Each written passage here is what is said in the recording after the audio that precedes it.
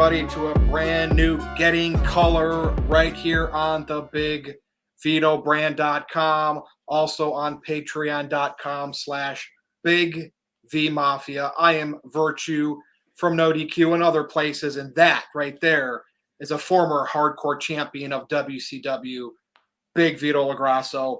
Post Thanksgiving, man, how are you feeling? Everything is good. I hope everybody had a great Thanksgiving. I hope everybody had a good time with family, girlfriends, wives, gumads, whatever you got. I hope you had a good time with it. Virtue, I heard you did a bit of eating, and I heard you were a happy man this Thanksgiving. Yeah, I mean, I'm fed good. My dad was fed good. My girlfriend, my puppies were even fed good. That So is awesome. Yeah, you did tell me that Dad came to the girlfriend's house for Thanksgiving. yep, How did that go? it went well. It was her sister's house. Right. It was about an hour away, and we all spent the night. We came back home Friday. Everything went Awesome well. stuff. Good stuff. All right, Virtue. We have some action-packed topics to talk about. I know you're going to lead the way. So without further ado, let's get the first one on the way. Here we go. All right, this is what I want to talk about first, Vito. So on Raw,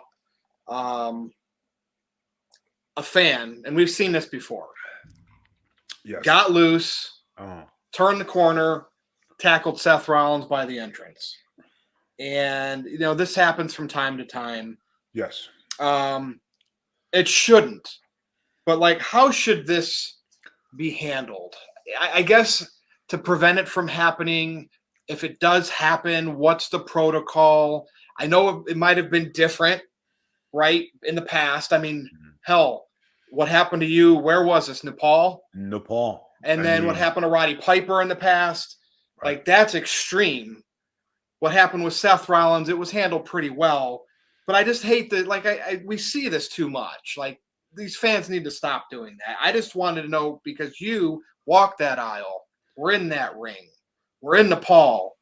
What's your speak on this? I mean, this is just nuts that these fans are willing to go to jail over something. Fans get emotional. They believe. And in my circumstances, you know, this happened in different places, different territories, different countries. This didn't just happen to me once, it's happened several times. What do you do? Back in the day, you beat the living shit out of them. Once they cross that line, they're coming to hurt you. You beat the shit out of them until somebody stops. You don't know if they got a gun. You don't know what they have on them. You don't know if they got a knife. You don't know. Now, Seth Rollins took a lot of flack for not fighting back. He held the guy in a headlock. He did it at the WWE tapings. Regardless of where it was, he got flack for defending himself or not further developing himself. Defending himself, rather. What do you think? Should he have went after that guy? Probably a little bit more, but it's a different time. Yeah. You know what I mean? And how could I say this politely? We're in a time when people can sue you for whatever, and you always have to double think. You know, what's to say that guy didn't sue him and say, well, he hit me, and he wins. Now, somebody on the internet pointed out this. I think this was at the Barclays Center. Right. Okay. And remember what happened to Bret Hart? Yes, I At remember the Barclays Center during the Hall of Fame induction for whatever he was there for that week. Right. Same building, same area, I believe. That's Guys, just... I know you get emotionally involved with everything, and I know everything is you're not supposed to get physical. And to hit somebody when they're not looking, you know, not cool. If you're facing the one-on-one and it's in the street, okay, then it's all bets on. But you're doing it somewhere where he's defenseless. And, you know, it's a scary thing. Having 5,000 people attack you, having to go home in a tank, having to wait for the National Guard to take you home, having people threatening you as you leave a building, have people throw bottles at you, batteries, rocks. It's not cool. But that's the position that you're in. And it only happens when you're good, when you're one of the best, when you make the people believe. So Seth Now, Rollins, go ahead. Go ahead. well, so when we see this stuff happen in the arena, because these fans are thinking, hey, this is my 15 minutes of fame. Right. What about when you're walking to the hotel, at a restaurant? I know the airport. I know mostly that interaction is fans wanting autographs.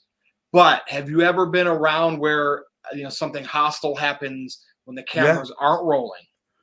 Hey, one notable time I could tell you about when I wore the dress, and it was Mr. Kennedy, The Undertaker, Chavo, Hurricane Helms, So you a were in couple other WWE.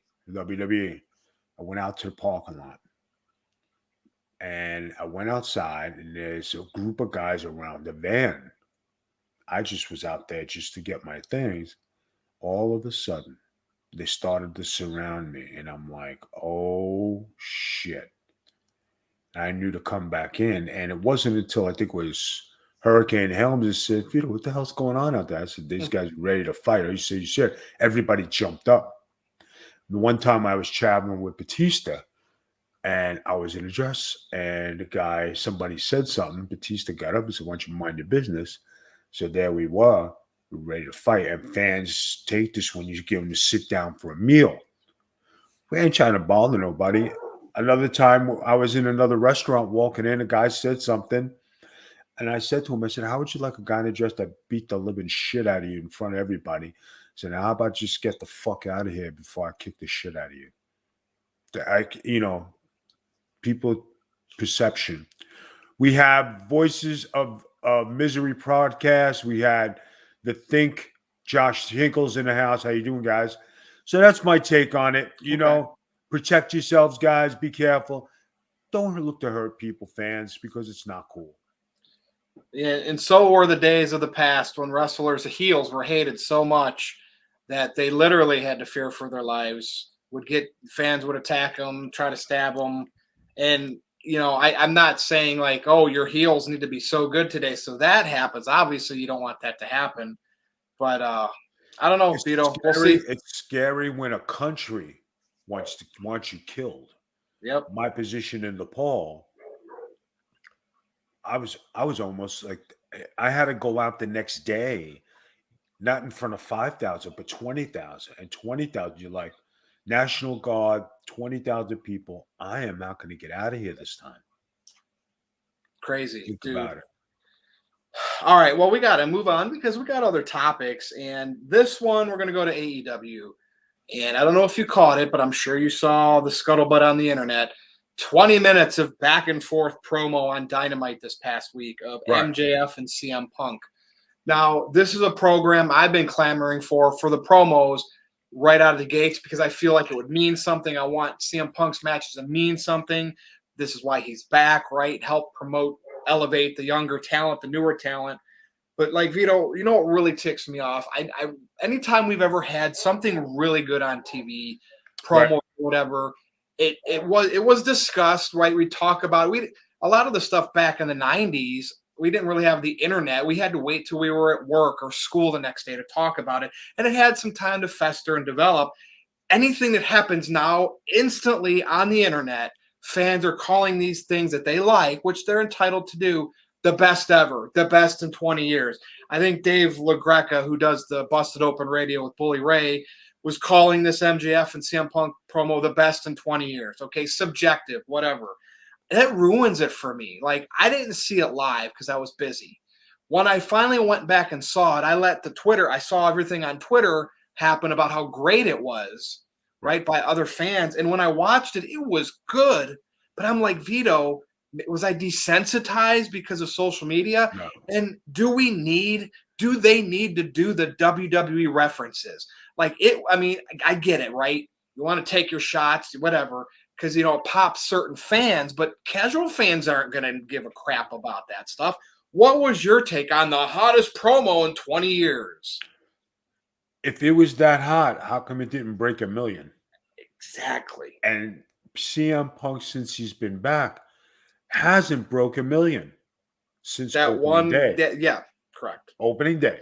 There might have been a couple Dynamites that were just over 1 million. He was on right after that. But let's face it, what have you done lately? The last 5+ weeks, Vito, we know where the ratings for Dynamite and Rampage are. Guys, if it was that hot, people would have it would have climbed the ladder and would have moved the needle. CM Punk's return to wrestling, I think, is a couple of years too late. It's not the box office draw you think. And when you try to act like the star who's returned, you were only a star because you had the platform of the WWE. And now that you don't have the WWE platform, you're getting to see where it really belongs. So let me ask you this with that statement.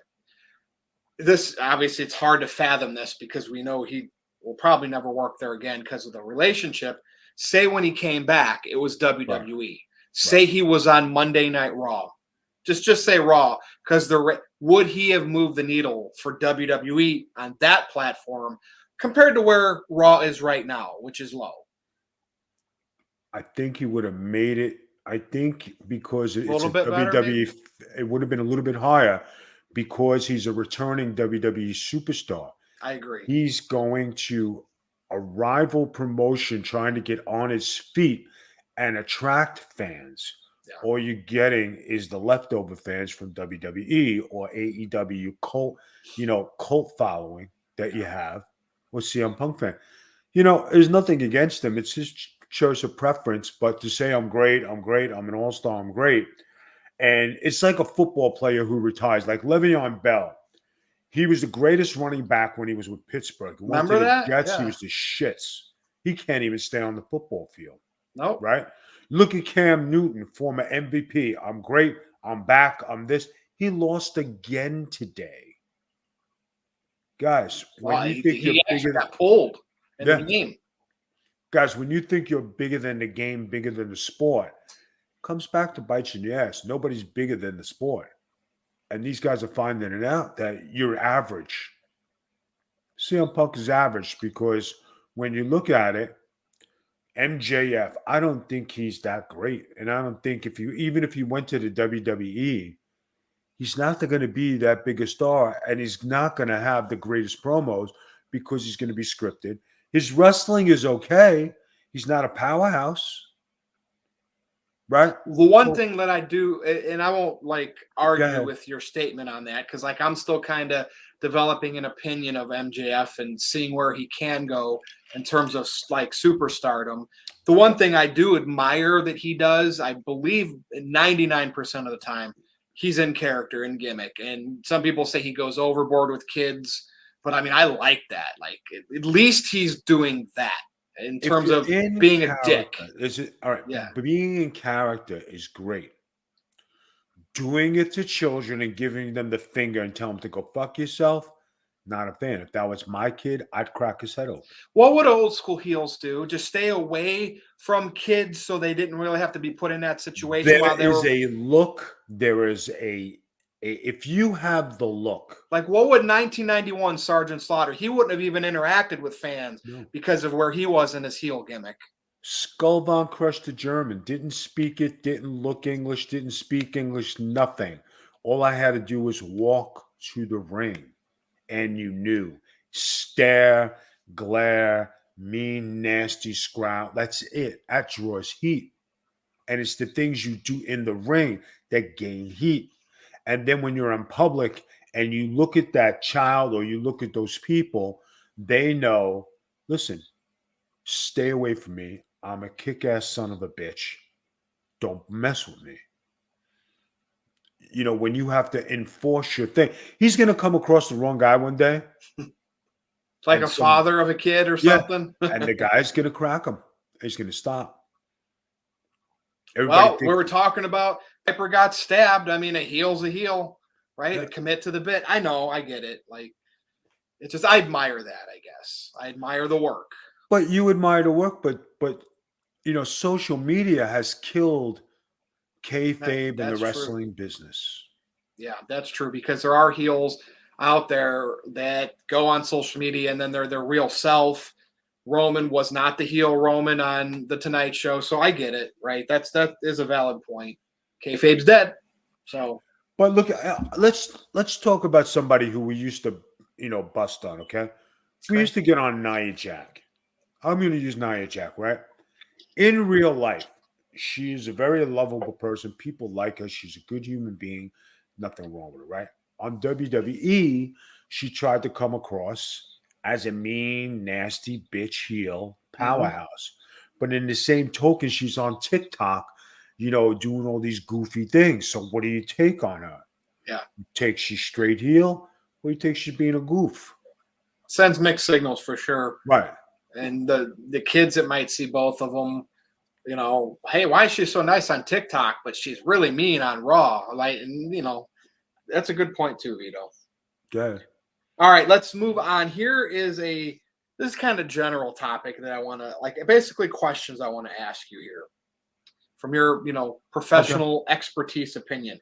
What are some of the main things that you would change about wrestling today? I don't know what the context would be. Put yourself whether you are working as an agent or creative, whatever, or just as a podcaster. But what would you change today so it could gain more casual fans back? Because we know where wrestling is, and it's down to the niche. WWE has a few casuals left, and that's it. There has to be something you see, guys, or you would change. There has to be. I'm going to say this, and this is going to solve all problems. Maybe a lot of people watching this, a lot of people who do the same thing we do. Cancel all social media to all the people outside your locker room. Close your locker room doors to all fans and family and friends, and bring it back to where wrestlers only. That will solve the business. And we need here's a few things. I wouldn't have any show 3 hours. I would have pay-per-views 3 hours max. If you're gonna have more wrestling beyond 3 hours, then you got to make cuts somewhere. Yeah, but the reason that you're cutting all this stuff, you're going around the thing, right? But if you cut the social media and allow people who's inside, people will pay more attention to what's happening because they don't have spoilers.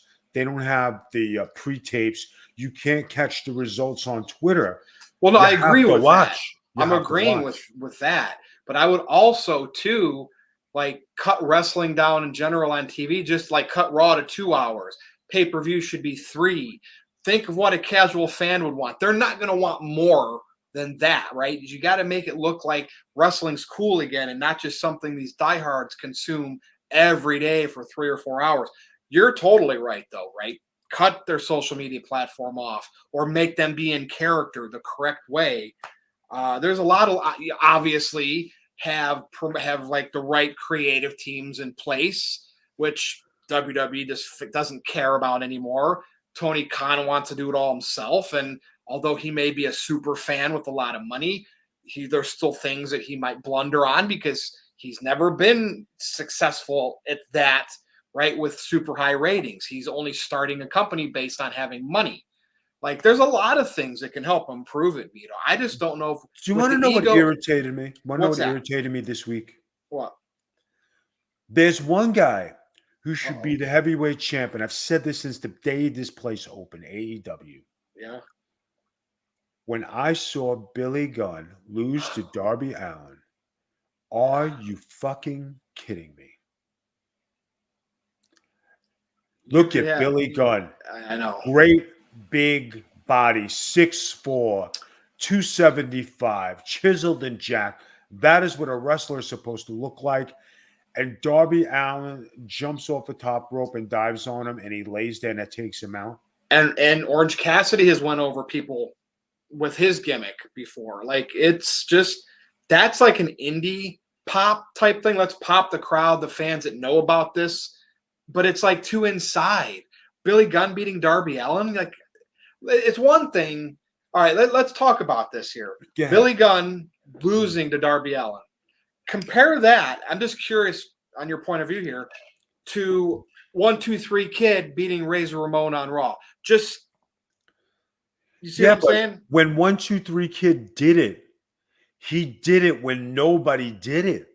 That's true, and it was fluky. They did make it a fluky finish, right? Exactly. Razor beat him up most of that match. Right. Nobody had, but this Yeah, goes on every week that's that true. somebody beats somebody who has no business winning. Darby Allin is not the end all, and there's no believable way Darby Allin can beat Billy Gunn 1-on-1 in a wrestling match. And now Billy Gunn has to wrestle Sting. So what does that mean? He gets the job to the kid, job to Sting, job to this one, job to that one. His kids. So that means they lost 3 against 2. Does that even make sense? Billy No, Gunn versus Sting. Why are they doing that? What did I miss? it doesn't make any sense because if he would have beat up Darby Allin and left him laying, Sting comes to the rescue, beats Sting and beats Billy Gunn. Yeah. There's the logic. And yeah, Sting's with Darby Allin, so that's in their defense. Oh, we're just getting some more paper or TV spread out of this. But yeah, it's weird the way they did that. That made me sick to my stomach. I can't tell you in how many ways. Now, before we get to the main event, and this is something that it's an ongoing thing between you and me, so it'll be a fun little one. Okay. I got to ask you, what's on Big Vito's mind, if anything, this week? Anything you want to add, put on the table here, or you can say pass. We'll do it next week, and we will go on to the main event. Guys, in the next couple weeks, somebody's going to come out and relive or redo something that was great. A reincarnation of a character, a reincarnation of something that has been simmering and brewing for a long time, something that's going on the road. Keep your eye on a character named Skull Von Crush. Wow, right. You heard that here on Getting Color. Google it, but that's some big time words by you, Vito. Yes, sir. All right, you ready for the main event? Ready. So, Roman's still the Universal Champion, right? We Trudging see. along. Somehow, Sami Zayn got a title shot, and that's going to be a throwaway match on SmackDown. Another filler. We're not even going to, who cares? But it's already been announced, and we're in November, almost December. Brock is coming back. They've lifted the indefinite suspension. So what this tells me, we got to dissect this. Brock coming back a little early here, to me, is setting up a Royal Rumble match between the two. If that's now, I'm going to throw it over to you. What does that mean? Do we get another weird finish in a final third match of the trilogy? And I'm not counting their past matches, this recent stuff. What happened at Mania if they don't have The Rock? Or because this Brock match is maybe going to happen at Royal Rumble, does that mean The Rock in Dallas in front of 100,000 people? But guess what, Vito? He's coming back. Brock Lesnar, the Beast. I caught online that Roman Reigns was talking about leaving the WWE. I also caught online, which you're right about that. Those rumors are swirling, and I don't think it'd be health, but I think he might have some more movie roles, little ones. That's what I think would happen. But he does have a big family too. Maybe he just wants time off. Second thing is he's coming up on Brock's winning streak as the longest reigning heavyweight champion in WWE history. Nobody will ever beat Bruno. Yeah. Nobody will ever be better than him. Nobody is better than Hogan. Hell, nobody has ever beat Bob Backlund. Roman Reigns is having a good 1.5 year run. Congratulations. You'll never be the all-time greatest, and you won't be the best. You're definitely not better than Bret Hart. I like how he's saying it, though, in true heel form. That's what a heel would say. Yeah. Any heel champion is the best of all time. We know how that You're works. right. You're right.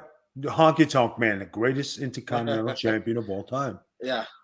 Guys, does Brock stop the streak and gain his title back? Because that's my thinking, is that he stops Roman from breaking his streak. Now, for me, I truly I still feel The Rock and Roman is going to happen. And if this whole head of the table, right, this run he's had with Heyman in the title, I get it. You don't need the title to have that match with The Rock. You can even have Roman take time off, go be in a couple movies that pop up in Hollywood. And then when Roman comes back, when they're in LA at WrestleMania a couple years from now, you could still do that match versus Rock. So in time, I'm 99% confident it'll happen. Something is just telling me. What everybody misses here is that the Miz has been doing this for how long? And the Miz goes and tapes his stuff, tapes his shows, goes and does his stuff, then he comes back. So he's just starting what the Miz is doing. Well, true, but like, the Miz is in straight to DVD movies, stuff on TV on networks WWE works with, and of course, Roman was in a movie with The Rock, one of the spinoffs of Fast and the Furious. You could say Roman might be trending to a higher level in Hollywood because his connections with his cousin. We don't know. Like, only time's going to tell there. But Vito, I'm going to stick to my guns. The Brock match will happen. The rematch will happen because of what happened in Saudi Arabia with Heyman not deciding. Right. That's what they were playing for. My gut feeling is going to happen at the Royal Rumble, and I'm still going to say it.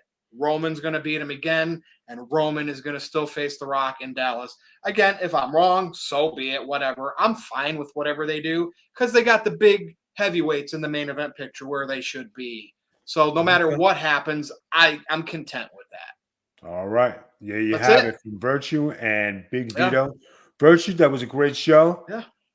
Keep your eye on Skull Von Crush, people. You might be coming to a place near you. And this episode of Getting Color will be on Anchor. It'll obviously replay on Twitch. We'll put links up on social media. But this has been Getting Color right here on the BigVitoBrand.com. Also, check out Patreon.com/BigVMafia. You can follow Vito on Twitter at the Big Vito Brand. You can follow me at NoDQ_Virtue. But that's it for this week. So thank you for listening or watching for Big Vito. I am Virtue, and we will see you next time.